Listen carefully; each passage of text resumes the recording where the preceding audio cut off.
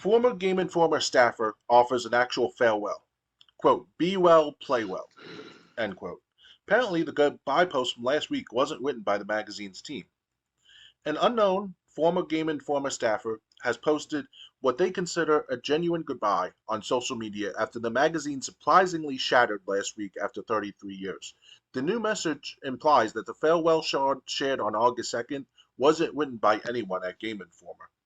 On X, a former Game Informer member wrote that the magazine's legacy deserved better than what was previously issued to the public. The new social media post ends with words from former editor-in-chief Matt Miller, quote, be well, play well, end quote. Additionally, two images were attached that show off the masthead from issue 368, which was in production but won't be finished.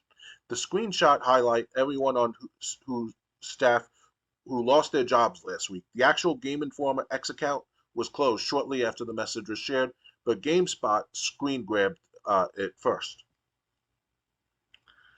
Bloomberg reporter Jason Schreier posted on X that he asked ChatGPT to create a farewell for Game Informer, and it spit out a similar message to the one shared by Game Informer last week.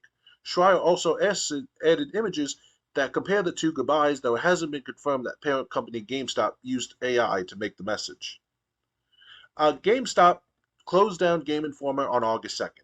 The magazine started back in 1991 during the 16-bit era, becoming one of the quintessential video game publications for decades, alongside competitors like EGM and GamePro.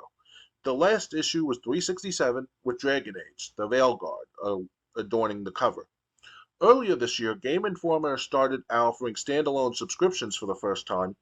Previously, getting the magazine required either having a GameStop Pro membership or just buying individual issues at stores. At the time of publication, the Game Informer website only features the parting message shared on August 2nd. That means previous cover stories and other content from the magazine's long history are unavailable at this time. There's one comment. Just One Gun goes, thanks, Game Informer. You went further than required and went the extra mile to accommodate. Sorry to read that GameStop hates games and gamers. I agree with him. What do you have to say? It's it's pretty interesting set of events happening with Game Informer, and I can't say much, but I already said I said most of it for the previous topic. It's yeah. I'm just saying, what do you, okay, so we're not repeating. What do you think of that actual farewell from an actual Game Informer editor? I didn't listen to the entire thing. I will admit that. I listened to some of it. I will admit that. I was still reminiscing on the events happening with Game Informer over the 30 years, and thinking back on the articles I read of what Metal Gear Solid 4 Guns Like Patriots review was about, and previewed of it too. And it's wow, I'm thinking back, and I'm like, damn. Because I remember reading on the bus. I was taking the N4 bus to my grandmother's house, where I'm at now, and it was during the time of the 2008, actually, when bus fare was like $1.50, $1.75 per ride, and everything else. It's remember that was not 2008. That was not 2008. I was taking the bus to work by 2008. It gotta be $1.75 or something back then. It was, right? It was $2.25 by the time I left. So, and it was $2.25 for the longest time. Before that, it was $2. Okay, because if I remember correctly, this is back in 2008 when Metal Gear Solid 4 came out on the PS3. So I was thinking, yeah.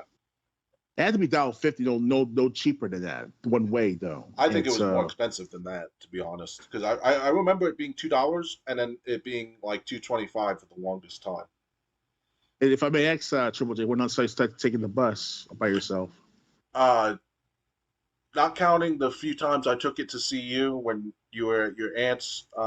2000, I think 2006. No. That's right time Metal Gear Solid Guns Like Patriots coming out. 2005, actually. Okay. All right. Yeah, a lot of the memories back then with the gaming events and all. It's I can't remember every single thing in the Game Informer magazine. Obviously, there was some good artwork though by some Game Informer readers that submit their artwork to the magazine over the years, and it was pretty good. They're very creative. I wish I could have the one that stuck in my head though with the with Sonic and with Mario, and there's one with did they do Catherine? I don't think so. That was too late though. That's like 2011, 2012. I wasn't around that time to get the magazine at the time. So, but yeah, Yes. it's Yeah. pretty cool stuff. Yeah. So this isn't a rehash of last. I'm just going to talk about the message. At least Sorry. this shows that the Game Informer staff really did, or at least some of them did really care about their readers. It's just a They're very shame that dedicated. they were owned by a company who doesn't care about gamers. Yeah. Them being GameStop. Yeah. It's a Game Informer themselves, back in 10 years ago plus, it was what the game was for the gamers, even though GameStop themselves will try to be cheap with their workers, or sort of connive people to, not connive people, to try to cheat them out of more money. Because I remember correctly when I went to the one in Long Island, one of the Long Island GameStops, I was gypped by at least $25 because I was signed up for the Game Informer magazine, but somehow, some way, the seller behind the counter or whatever just chipped me like somehow. I can't explain it, but I checked the receipts and all. I was like, okay, I got the Game Informer magazine. I got my friend's gift for his birthday. That was Kevin, by the way, and all. That's our friend from high school and all. But I got a story after, about him, Stu. So so I'm like, wait a second, I should have the Game Informer magazine in the mail sooner or later. I checked weeks later. I said, hey, Mr. Such at the Game Informer website or the customer service, like, hey, I couldn't get my magazine yet. I got the receipt on. I'm sorry, you didn't get you didn't get set up for the magazine subscription. I was like, oh man, that sucked. He chipped me out of at least $15 right there. It gotta be. I know it sounds like reminiscent from the past, but it is what it is back then. So well, that's how GameStop can be sometimes. in Funko, when back before GameStop before GameStop purchased Funko Land. This is back when Funko Land was still around. Um, Me and Kevin were hanging out. I forgot to bring my copy of SmackDown 2 Know Your Role for the Sony PlayStation. So Kevin wanted to get finally, this would be the day that he picks up his copy. So we went to get SmackDown 2 Know Your Role from his local Funko Land, and we didn't have the money. We were a few dollars short. Well, he was a few dollars short. So we went to his grandmother, who was like because it was like Funko Land, like in a strip mall where there's like other stores. We went to Mm-hmm. his grandmother. She gave him the extra money he needed, and then we went to uh, back to Funko Land. Now that we had the money, and they raised the price on us. And they're like, "Oh, but Wow. we'll take it off if you buy the strategy guide." And it's at first I was like, "Well, if they're taking money off, if we can afford both, why not get?" And Kevin was just like, "The hell with this." And we ended up getting the game at a different store. Well, he ended up getting his copy at a different store. Um, but How yeah, long you waited though? That's the problem. huh? How long you waited for that? While the price will increase at the time, It was like like a 10 few days. minutes. We were gone like 10 minutes. That's it. Yes. We came back the same day. We just went to get an extra few dollars from his grandmother because she I was said out 10 shopping at some other days. store in the same strip mall. I said 10 days with 10 minutes. Yeah. Damn. We were screwed both ways. In the location. It was the We went same there. day. It was the same hour. I even say the same half hour. We weren't gone. We were not gone that long. You sure it was like 10 years later or 10 Positive. hours later? Positive. It was the same day. We were there the same day. Bungo Land wasn't open for 10 hours a day.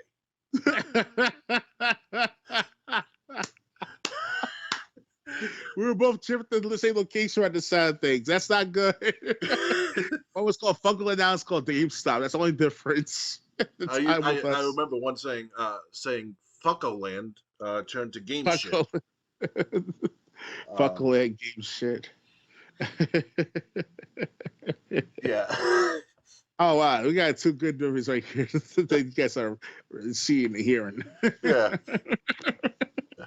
Wow. So we actually, to be fair, there was another game store in the same strip mall. So like when Kevin got screwed, and Kevin's like, he's like, come with me. I'm like, well, you're not gonna get it. And he's like, I know another game store that's in this strip mall. And I'm like, you sure? He's like, I've seen video games behind the counter. They gotta sell them. This was like a place that sold the kitty Mary-Kate and Ashley Olsen video games. Oh yeah, those Non-violent, games. Yeah, non-violent, fine for kids, fine for everyone. Barbie. Yeah. Um, How about the she, What You Want it's, Dalmatians? it's actually funny. When the woman saw we were disappointed that they didn't have SmackDown 2, Know Your Role, she's like, you could try Funko Land, and we told her they actually raised the price on us. She's like, Yeah. really? And then Kevin did tell me a little bit later, whether it was days later or weeks later, that Funko Land actually got in trouble for that. I guess they tried it one too many times, and they got Really? caught. Hmm. Yeah, Interesting. yeah. They had a scheme going on the whole time of these last few years prior to the GameStop fiasco going on of 2022, 2021, give or take. That's all. It's karma. Yeah.